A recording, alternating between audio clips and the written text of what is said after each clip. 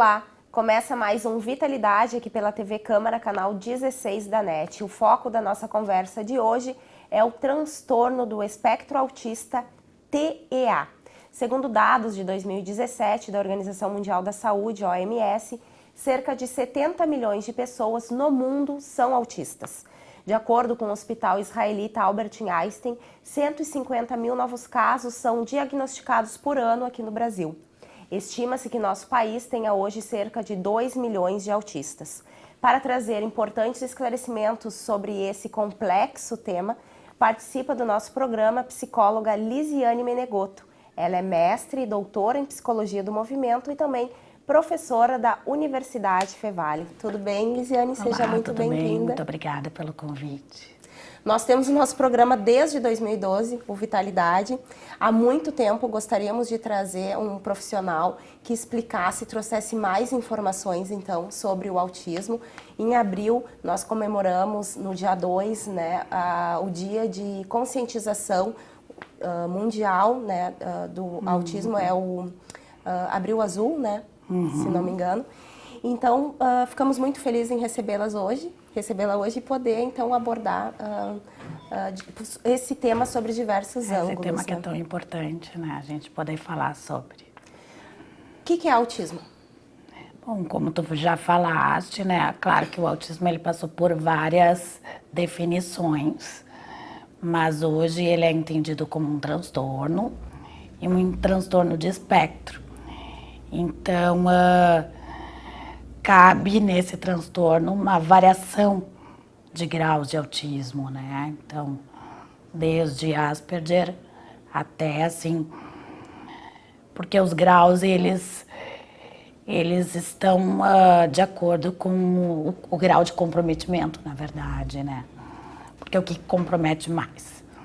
Linguagem e, sobretudo, a interação social.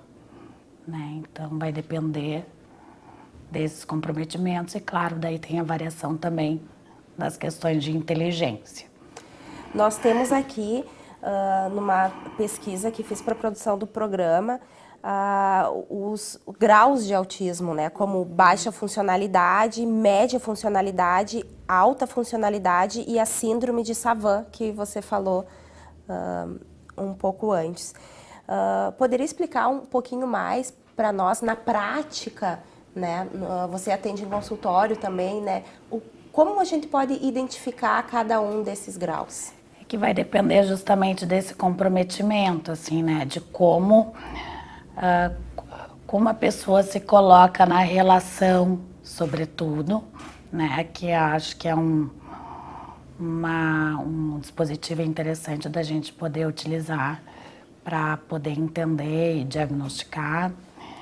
Então, enfim, até porque o autismo a palavra vem desta ideia de isolamento, E esse isolamento nada mais é do que uma defesa, Então, por quê? Porque para o autista, tudo que ocorre é como se fosse no ambiente, é como se fosse uma ameaça. Então, ele precisa se defender disso. Porque para o autista, digamos assim, o autista se mostrar, para ele a sensação disso seria uma sensação de despedaçamento. É uma angústia muito primitiva que ele sente. Então, na verdade, ele se defende através desse autismo, Então, a gente vai podendo analisar a partir disso, de como é que ele utiliza essa defesa. E você tem algum conhecimento em relação se o autismo ele é um transtorno mais associado ao sexo feminino ou masculino?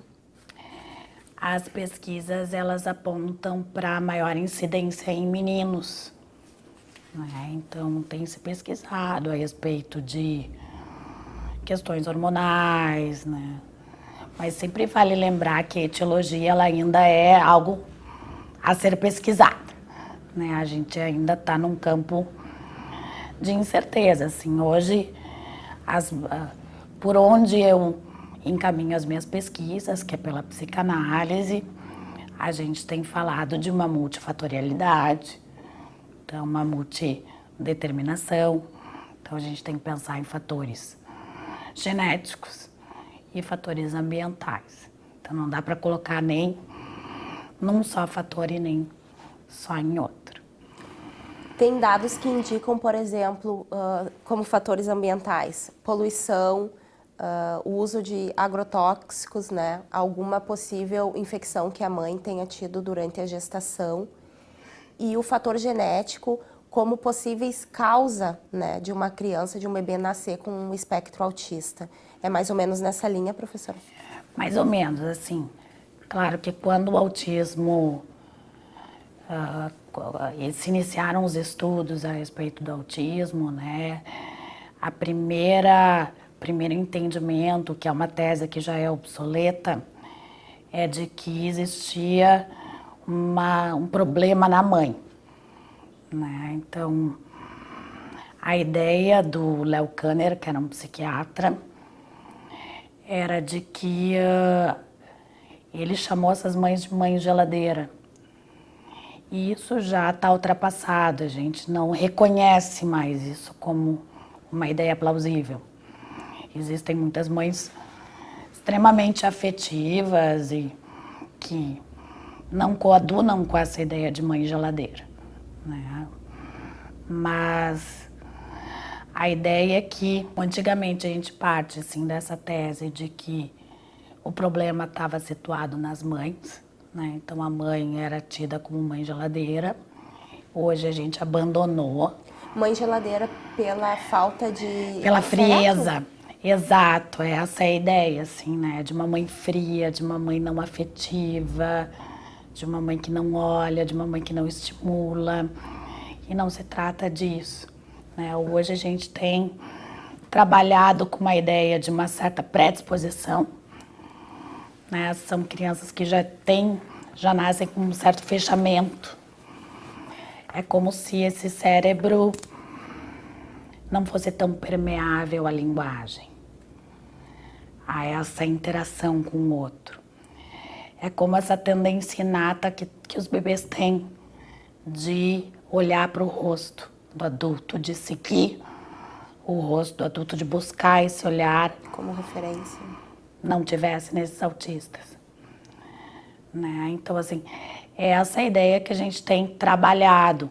Mas, como eu disse, assim, acho que temos ainda um campo bastante longo de pesquisas, né? E tem alguma pesquisa do teu conhecimento que fale que pais mais velhos têm...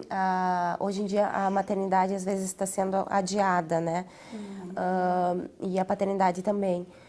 Que ser pais mais velhos pode fazer com que a chance de ter um bebê com um transtorno de espectro autista seja maior?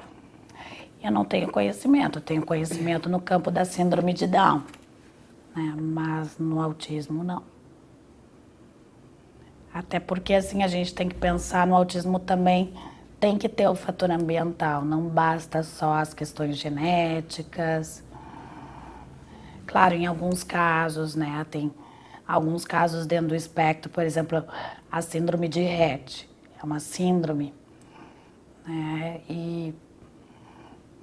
o que seria a síndrome de Rett?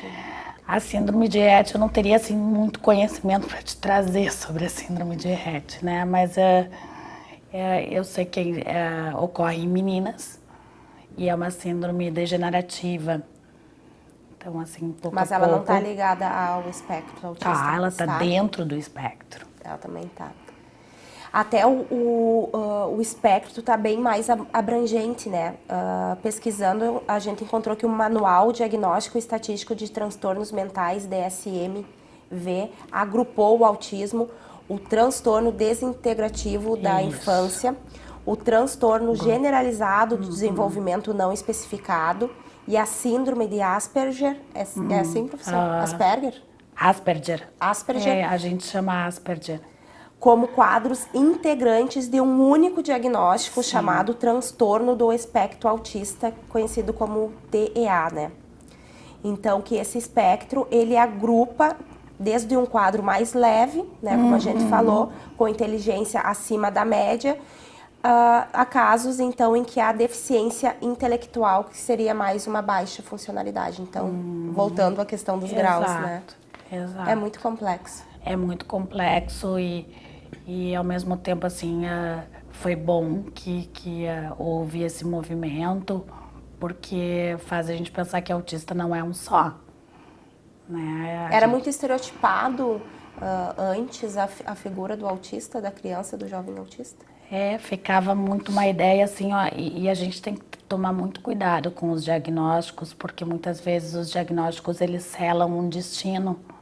Né? Tu vai dizer que uma criança é autista, o que tu vai esperar dela?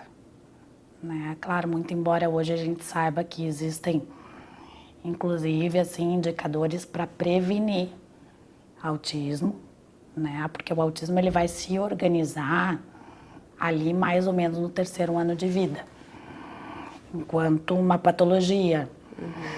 Né? Então, assim, até o 3º ano de vida dá para a gente poder, através de alguns sinais, existe um instrumento que se chama indicadores de risco para o desenvolvimento infantil, que então a gente pode utilizá-lo como um protocolo, né?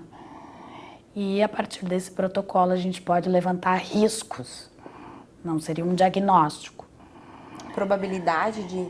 Exatamente. Né? A gente consegue...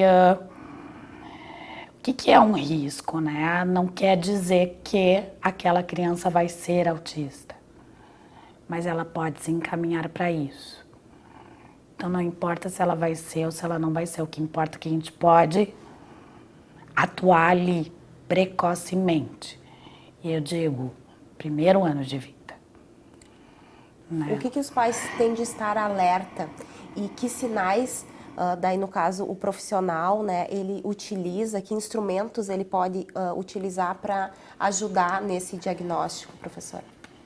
O que eu tenho trabalhado agora nas minhas pesquisas, né, porque eu tenho trabalhado muito com esses, eu e minhas mestrandas, com esses indicadores de risco.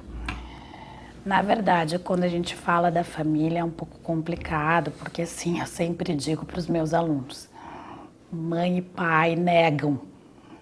Negam porque eles são mãe e pai. Né? A gente não consegue enxergar muitas coisas nos nossos filhos.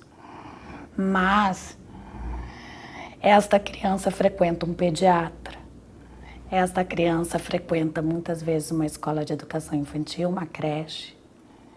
E são nesses espaços que a gente precisa instrumentalizar esses profissionais para fazer essa detecção precoce. Então, eu tenho trabalhado especialmente em escolas para, digamos assim, capacitar esses professores, porque, que nem eu falei antes, não se trata de um diagnóstico. Se trata de uma luzinha que vai acender. Né? Opa, essa criança está apontando para alguns riscos. Né? Se eu for olhar no instrumento, tem algumas coisas que estão apontando para isso. Algumas coisas que não condiziriam com o desenvolvimento dito normal, assim? Por exemplo, né, a criança não dirigir o olhar, o bebezinho pequeno, né? São vários indicadores, né, de não dirigir o olhar, de o bebê não entrar num jogo interativo, né? Então, assim, são vários indicadores, são 31 indicadores que a gente vai analisar. Porque os ruídos, né, você falou bastante desse contato visual até com os pais, né, que é complicado para a criança que é diagnosticada ou com espectro autista. Por que o ruído também causa tanto problema para ele, traz mal-estar? Porque qualquer coisa que saia daquilo que, digamos, a gente pode chamar de um certo controle da pessoa com autismo, para ela é ameaçadora. Então, por exemplo, eu vou pegar um exemplo concreto, assim, né? Por exemplo, se esse copo que sempre esteve aqui vai estar aqui, pode desorganizar a pessoa com autismo, porque saiu algo do controle. Então, as coisas precisam estar muito bem ordenadas fora, para não se constituírem numa espécie de ameaça, né? Porque essa ameaça vai justamente gerar aquela sensação de despedaçamento, que é o que o isolamento, digamos, o autismo está aí para se defender disso, né? E o aglomerado de pessoas também costuma trazer alguns problemas que acabam deixando a criança nervosa, né? A criança, o adulto, né? Sim, qualquer coisa, assim, sons, até quem sabe uma luz mais forte, né? Qualquer estímulo que não seja reconhecido, né? A pessoa já vai ter uma reação mais de desorganização. Comportamentalmente falando, se os pais, por exemplo, já que o autismo, ele não pode ser diagnosticado através de um exame laboratorial, né? Não. É mais baseado no comportamento. Clínico. Isso. Então, se ele passou lá pelo aquele processo que você disse que tem 31 indicadores, né, pela observância de um profissional, dos pais, antes dos 3 anos, o que os pais podem fazer, de repente, que tem algum bebê em casa, está com alguma dúvida, ou que já tem esse diagnóstico fechado, que tipo de estimulação, né, que não seja tão agressiva para ele, mas que possa ajudar a ter um melhor desenvolvimento? Tanto porque o autismo ele não é físico, né? Não. Ele é... Embora ele tenha alguns sintomas, né, que digamos, não necessariamente sintomas, mas alguns marcadores, inclusive, que a gente possa encontrar cerebrais, né, mas é um transtorno psíquico. Então, como estimular essa criança até os 3 anos, né, e depois dos 3 anos, para que ela possa se desenvolver de uma forma melhor, cognitivamente falando, psicologicamente falando? O que esses estudos que eu me apoio, eles têm apontado, assim, de que quanto mais precoce é feita essa detecção desses riscos, mais, digamos, melhor o prognóstico, né? A gente vai ter mais sucesso no nosso trabalho, né? O que consiste o trabalho? Como já há esse fechamento, o que acontece? A gente trabalha, a gente se constitui na relação como sujeito psíquico, né? Então, como a criança já está num certo fechamento, o adulto também, a mãe, o pai, eles também, de uma certa forma, vamos chamar assim, eles vão desistir desta criança, no sentido de estimular, de olha para mim, vamos brincar, né? Isso se dá muito inconscientemente, né? Os pais às vezes nem se dão conta disso, mas é porque realmente, tu imagina uma mãe toda cuidadosa, zelosa, que tá lá com o seu bebê e o bebê não olha para ela. O que ela vai fazer? Daqui a pouco ela vai começar a trocar fralda, alimentar esse bebê sem buscar muito ele. Porque isso para ela também é dolorido. Um bebê que não está respondendo. Então, o que nós vamos fazer? Nós vamos justamente trabalhar no sentido assim de, vamos dizer, entrar com mais afinco aí, né? Insistir mais nessa intervenção. Tentar retirá-lo do autismo. Como? Existem várias estratégias. A gente sabe que, por exemplo, algo que consegue afetar os bebês é a voz materna.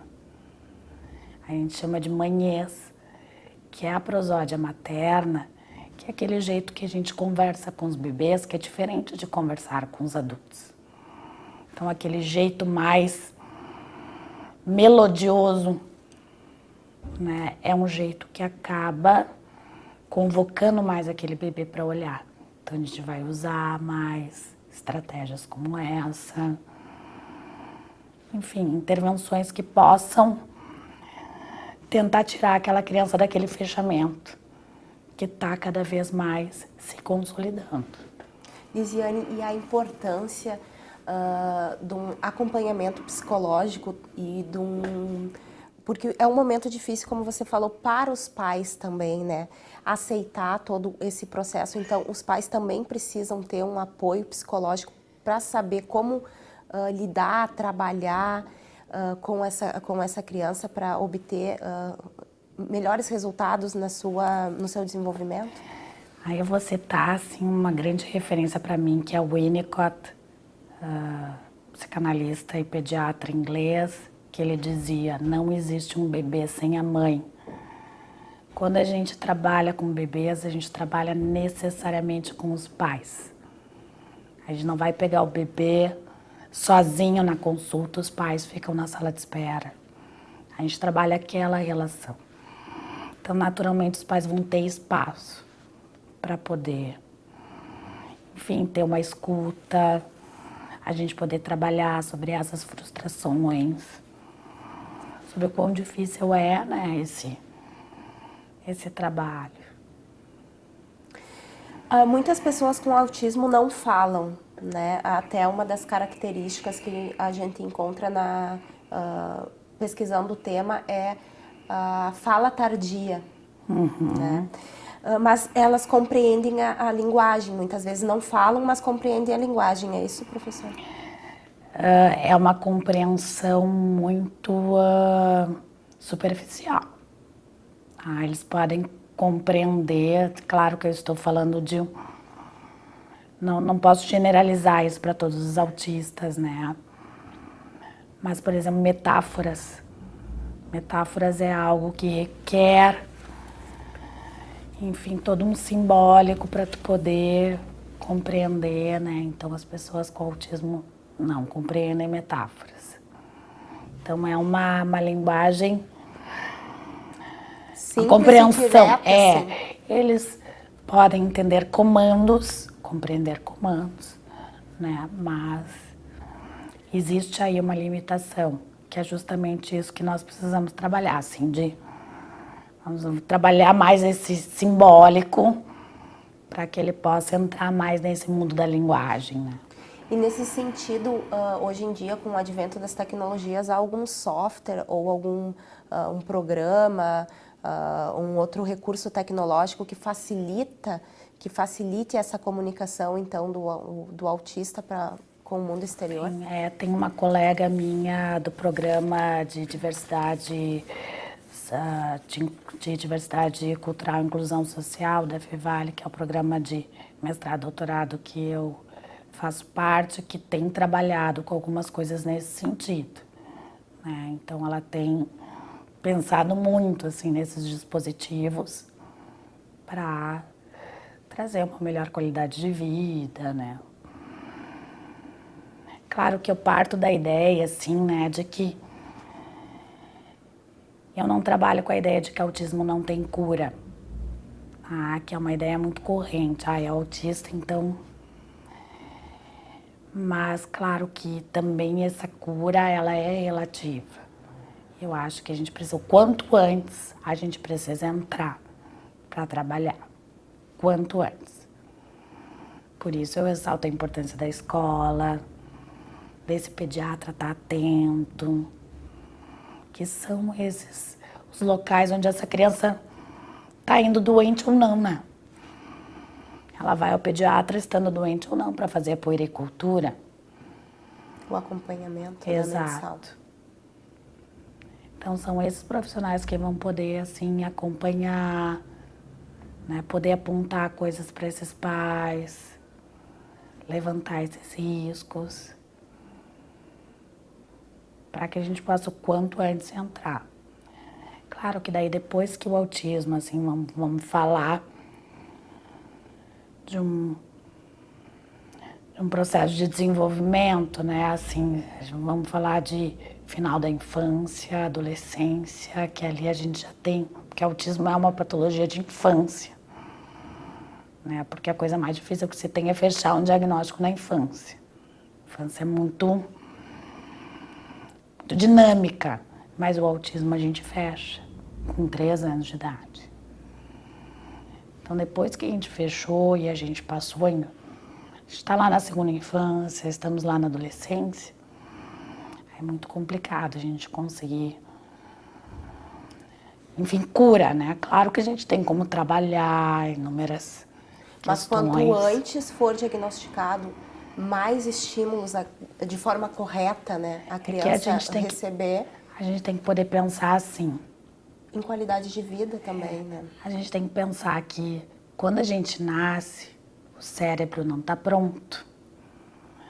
Nós não temos também uma estrutura psíquica e nós não temos condições motoras para sobreviver. A gente é um ser dependente. A gente depende que alguém cuide da gente. Diferente do restante dos animais. Então, o que acontece? Esse cérebro, ele ainda vai se desenvolver. Ele está imaturo. Ele ainda vai se desenvolver. E esse desenvolvimento, ele se dá via estímulos. Então, o cérebro, ele é permeável, ele é muito plástico. A gente chama de plasticidade neuronal. Então, quanto mais cedo a gente puder entrar, mais a gente pode atuar nesse cérebro. Mais a gente pode estimular esse cérebro. E isso não só para autismo, né? Síndromes, paralisia cerebral. Importância da estimulação precoce. Obrigada. Professora, nós estamos chegando ao final do nosso primeiro bloco. O Vitalidade de hoje traz mais informações sobre o transtorno do espectro autista. Para isso, conversamos com a psicóloga Lisiane Menegoto, mestre e doutora em psicologia do movimento e professora aqui da Universidade Fevale. Vamos a um breve intervalo e voltamos já.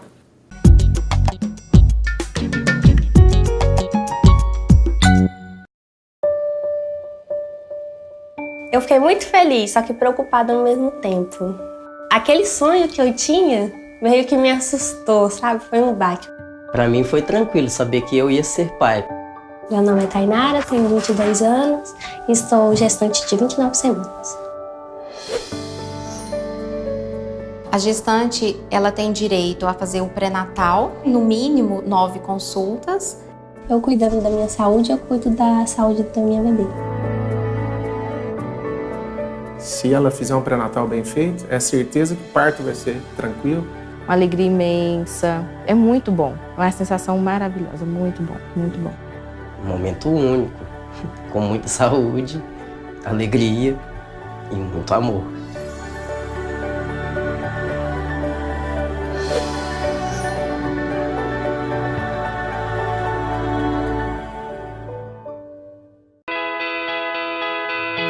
No Brasil, cerca de 20% das mulheres agredidas fisicamente pelo marido ou companheiro permanecem em silêncio. O país é o 5º colocado em números de feminicídio. Fale agora ou podem te calar para sempre. Uma campanha da Procuradoria Especial da Mulher da Câmara de Novo Hamburgo pelo fim da violência doméstica. Denuncie ligando para 3594-0560 ou Disque 180. Apoio Movimento Eles por Elas de Solidariedade da ONU Mulheres pela Igualdade de Gênero. Realização Câmara Municipal de Novo Hamburgo.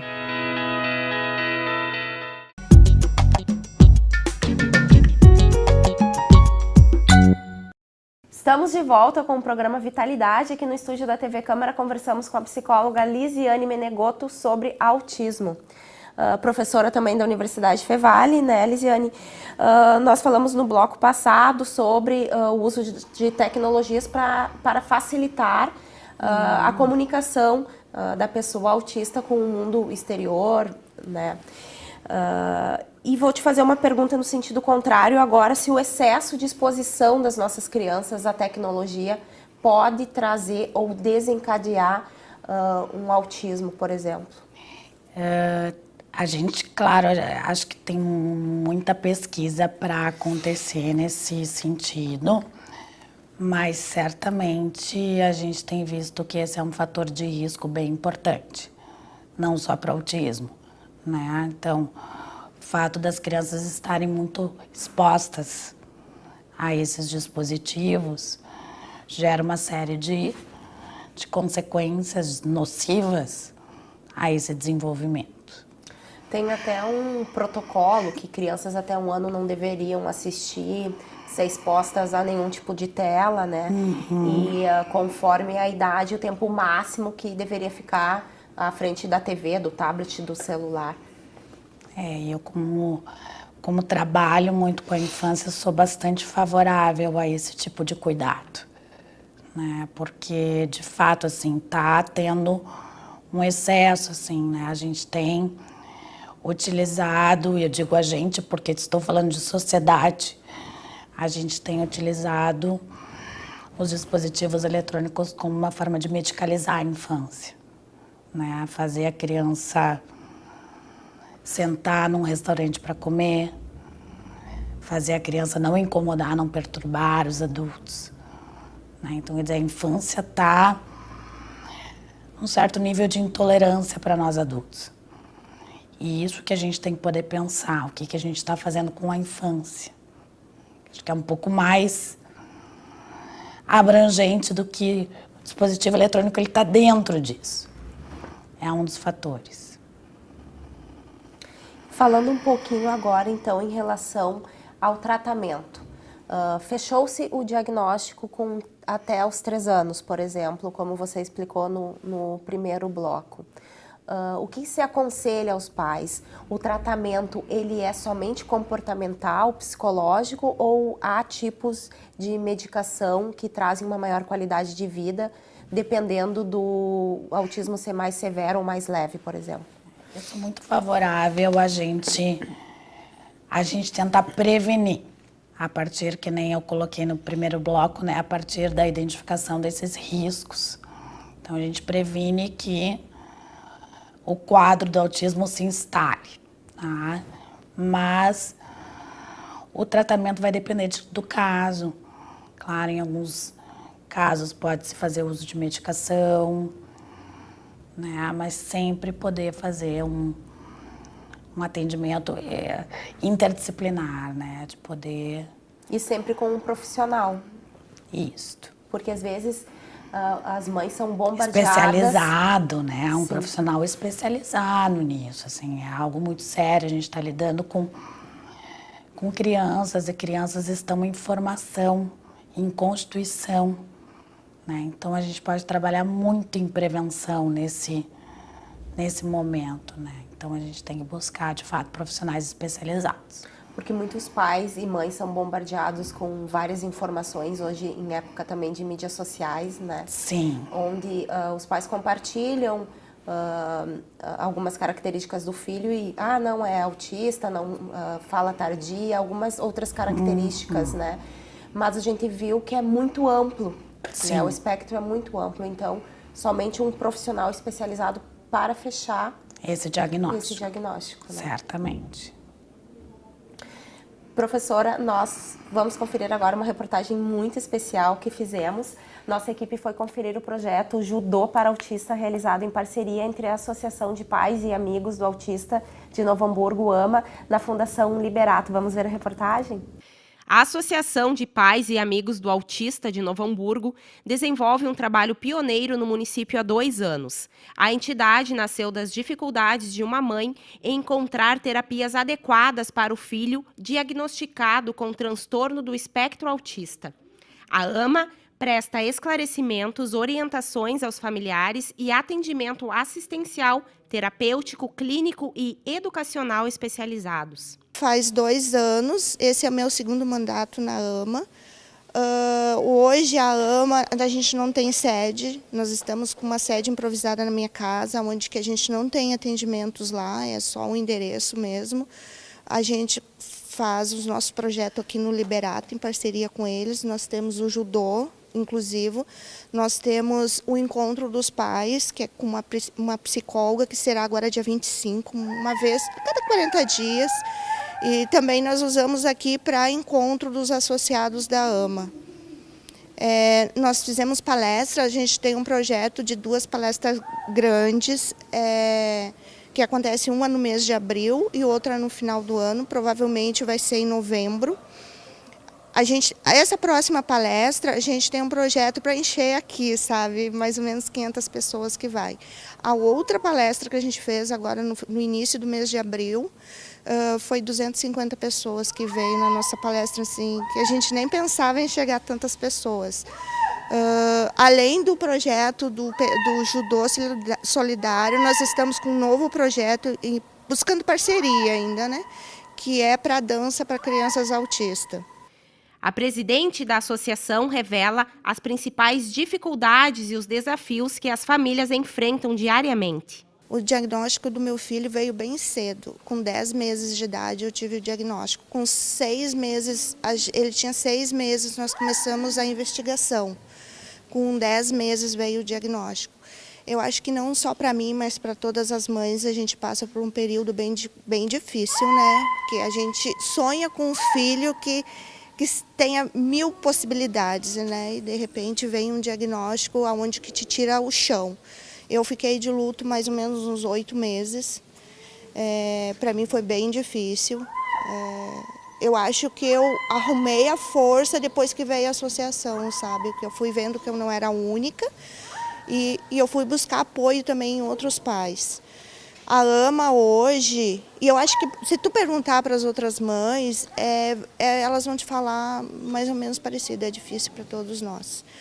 A AMA hoje tem o grupo no WhatsApp que é para ajudar esse pai que está chegando. Nós todos os dias recebemos uma mensagem ou no Facebook ou por e-mail. Hoje mesmo vou te dizer 2 mensagens que chegou para mim. Chegou a pedido de uma família que acabou de receber o diagnóstico e não sabia aonde ir, família carente, que queria o diagnóstico, porque vem o diagnóstico, a gente tem que ter um médico que dê esse laudo, né? Porque sem esse laudo não faz nada. E é bem complicado que nós aqui no nosso município a gente não tem um neuropediatra que dê o diagnóstico pelo SUS, sabe? É muito difícil as marcações. Como educador físico e também pai de uma criança autista, nos falasse a importância da atividade física hoje, em especial do judô, né, para a inclusão e o desenvolvimento então dessas crianças. Bom, eu acho que todos nós, né, que já passamos por uma escola, sabemos da importância da atividade física, né? Isso não seria diferente para os autistas, talvez principalmente para eles, né? E como eles não têm a iniciativa por si mesmos de fazer essa caminhada, os responsáveis e pais, né, são essa mão que deve puxar, né, eles para essas atividades. Eu já falei que tem barreiras que têm que ser vencidas, né? Às vezes os pais ficam assim meio receosos, né? Que atividade física ele poderia fazer. Na verdade, não há nenhuma restrição, né, desde que seja por profissionais gabaritados, né? E também por uma avaliação médica, né? Enfim, qualquer atividade física será de benefício para eles, né? No desenvolvimento motor, cognitivo, no aspecto social principalmente, né? Porque o autista ele precisa muito de estímulo, né? Ele precisa desenvolver as suas capacidades. Talvez ele não vai conseguir alcançar certos objetivos que a gente espera, mas vai alcançar outros, né? Então, o importante é não desistir, estimular sempre, fazer com que eles aprendam algo novo, né? Aprendam a se comportar, digamos, melhor dentro do aspecto social, né? Que é uma dificuldade que eles têm. Enfim, poderia citar vários benefícios que a atividade física traz, né? No equilíbrio, na coordenação motora. O judô é uma das atividades importantes, mas não é a única, né? Natação, meu filho, por exemplo, faz natação há vários anos, isso é uma das atividades mais completas que tem, né? E o judô ele traz um aspecto muito importante que é o social, o comportamento, a repetição, né, que é importante para eles. Enfim, A gente está aqui como pai, como educador físico, como voluntário e sempre incentivando e nunca desistindo. Também integrante da AMA-NH, Vivian destaca a importância da inclusão social dos autistas. Bom, o Josué, ele já tem 17 anos, né? Então nós descobrimos ou tivemos assim um diagnóstico fechado em torno dos 3 anos, né? Então isso já faz, digamos assim, já é um tempo mais antigo, né? Então naquela época era bem menos comentado a respeito do autismo, né? Então também bem menos recursos, a gente dispunha bem menos conhecimentos do que hoje em dia, né? Hoje em dia está bem mais divulgado, né? E a gente já conta com bem mais espaços, bem mais conhecimento a respeito desse assunto, né? Então, na época, a gente lidou com o que a gente, com os recursos que a gente teve, né? E foi em busca da internet, né? Foi procurar terapias, né? Para que ele pudesse se desenvolver o máximo possível, né? E os médicos nos aconselharam, né, enfim, que a gente colocasse ele em várias terapias e a gente foi colocando tudo o que foi possível, né? Ele fez psicóloga, fez ecoterapia, fez fono, né? E ele foi se desenvolvendo, então, com essas terapias complementares, multidisciplinares, enfim, né? Josué sempre estudou em escola regular, com apoio, tá? E hoje em dia ele está na PAI, e eu estou gostando bastante lá, mas realmente assim, a questão da inclusão é uma questão bem desafiadora, a gente sabe, né? A gente sabe que nas escolas isso é uma questão bem complicada ainda. Muitas escolas não estão preparadas para isso.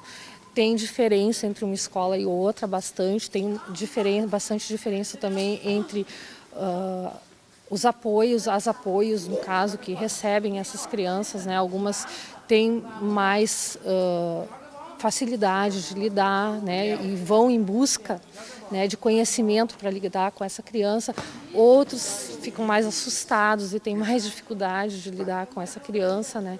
Então é um desafio assim constante. Por isso que, como associação, a gente está procurando até promover palestras e buscando as pessoas para que elas tomem conhecimento e se capacitem para lidar com os nossos filhos, né? Porque a gente sabe que esse conhecimento é muito importante, né? Para que eles possam ser bem atendidos, né? E que essa inclusão venha a se tornar de fato uma realidade, né? Porque o Josué, assim, enquanto ele esteve em escola regular, né, ele sempre trabalhou muito assim paralelamente à turma, né? Então ele, na verdade, ele não estava de fato incluído, ele estava inserido assim no ambiente mais social, né?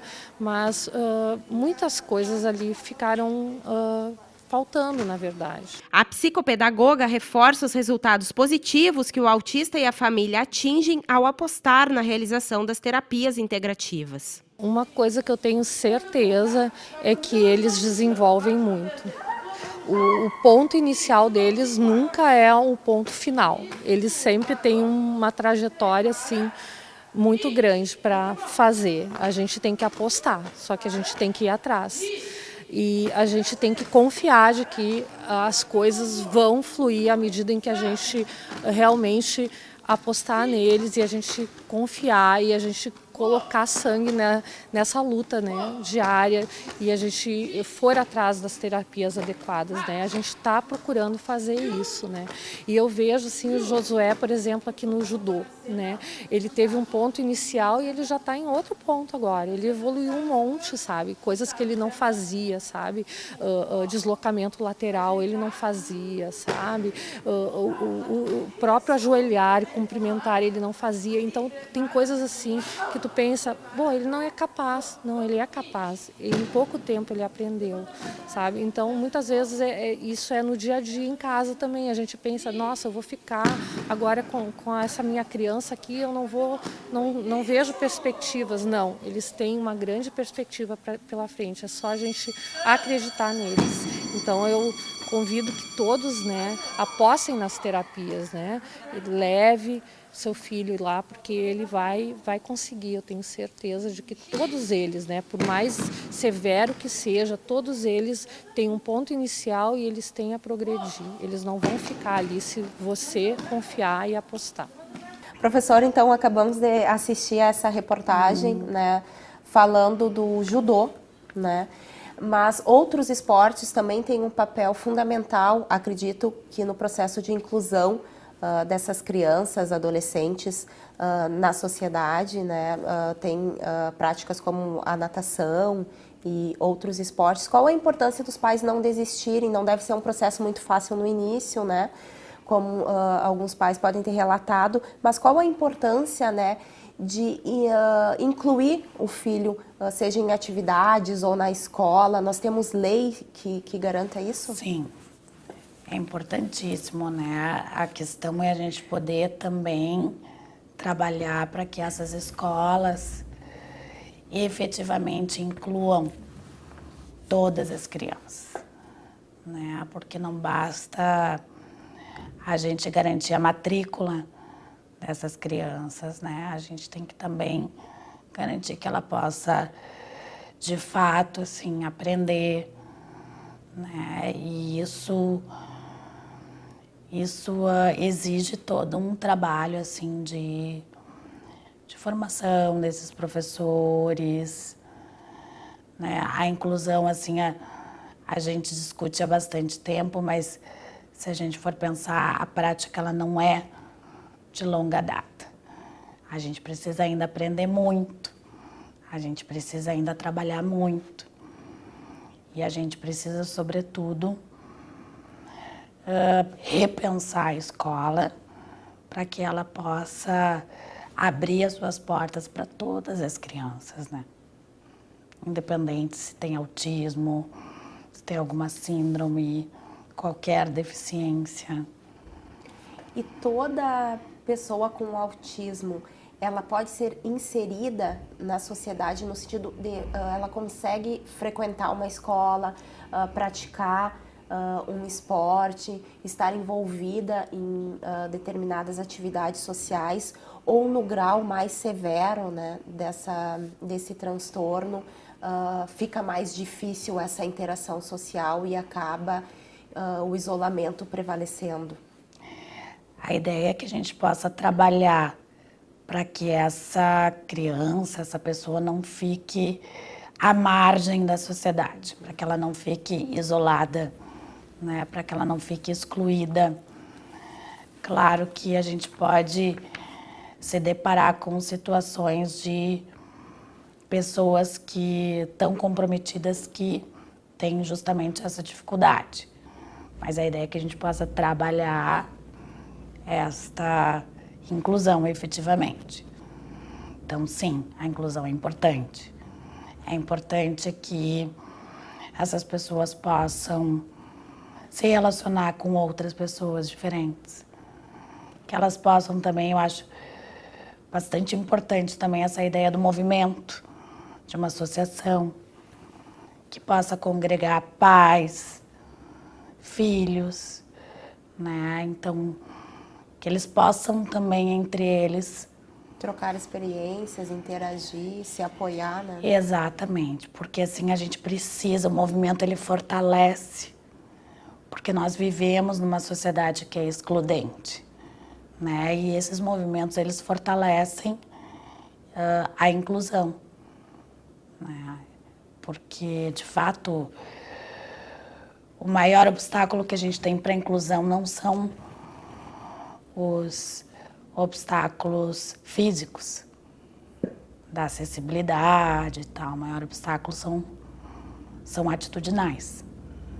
Então a gente tem que trabalhar muito as pessoas para que a gente possa, de fato, ter uma inclusão.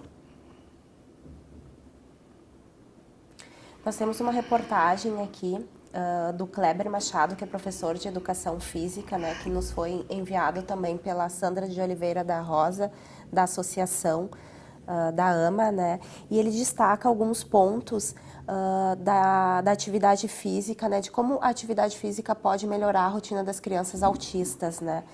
Então, principalmente nas áreas de memória, equilíbrio e concentração, porque são bastante estimuladas, né? Também ele fala nas questões de autoconfiança, autoestima, autonomia, diminuição de estereotipias, como repetição de movimentos, como balançar as mãos ou bater os pés, por exemplo, né? E vários outros ganhos, né, que ele traz na reportagem, falando principalmente em relação ao desenvolvimento da coordenação motora, da interação social e da linguagem, né? Então, a prática do exercício, seja da atividade física, seja judô ou outra escolhida pelo pai, com certeza só trará benefícios. Sim. Sim, não só o esporte, né, mas também a música. A música. Poder pensar essas estratégias, né, essas ferramentas que podem vir a trabalhar essas potencialidades. A gente sempre tem que pensar que nós não somos o diagnóstico. O diagnóstico é uma característica nossa. Nós somos muito mais do que o diagnóstico. Então, a gente tem muitas potencialidades para desenvolver, né? E que estão para além do autismo, por exemplo. Então, é poder pensar assim, o que aquela criança, o que a gente pode oferecer para aquela criança que possa ser um canal de abertura para ela, um canal de poder trazê-la, tirá-la desse autismo sem que isso seja ameaçador para ela. As artes plásticas, de repente, Com também. certeza. Né? Existem algumas crianças, assim como existe variação dentro do autismo, existe variação dentro da população geral, né? Então, a sensibilidade, poder trabalhar essa questão mais da sensibilidade, né? Da música, da arte. Então, é bem importante. Outro aspecto que eu gostaria de te perguntar diz respeito, professora, não somente ao espectro autista, mas a questão das altas habilidades ou superdotação, né? Costuma trazer uma certa confusão, né? Quais as diferenças básicas, então, entre as pessoas com espectro autista e com altas habilidades ou superdotação? É diferente, não Sim. necessariamente tem os dois. Não necessariamente. Existem pessoas autistas com altas habilidades, assim como existem pessoas com altas habilidades que são autistas. Então, são condições diferentes. E podem ter essas, vamos chamar de comorbidades, né? Elas podem andar juntas ou não. Encerrando, então, a sua participação aqui no nosso programa hoje, tão abrangente, né? Que mensagem ou que aspectos acha fundamental de toda essa nossa conversa, né? Da reportagem que trouxemos, que seria importante as pessoas, não só quem tem um filho autista ou um parente autista, mas os outros pais também que, falando em inclusão, têm os filhos que estudam com uma criança autista, né, que participam de algum grupo, algum esporte que tem uma outra criança com esse transtorno, né? Então, que mensagem você deixaria para a comunidade em geral em relação a esse assunto? Eu ressaltaria a questão de um trabalho numa perspectiva preventiva, né, da importância de o quanto antes a gente poder identificar riscos e riscos que nem sempre significam que aquela criança vai ser autista, mas que são riscos ligados ao desenvolvimento infantil, que a gente pode intervir e a gente pode evitar, né, que se organize algum tipo de quadro psicopatológico. Também ressaltaria a questão assim, do respeito às diferenças. Eu acho que cada vez mais a gente tem que falar sobre isso, né? Por que a gente fala de inclusão? A gente fala de inclusão porque a sociedade ela é excludente.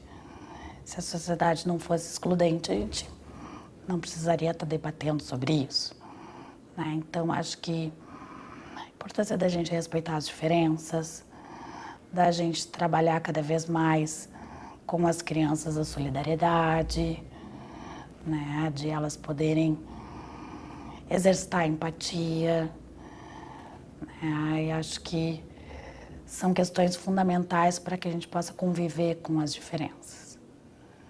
Então, eu traria isso para reflexão.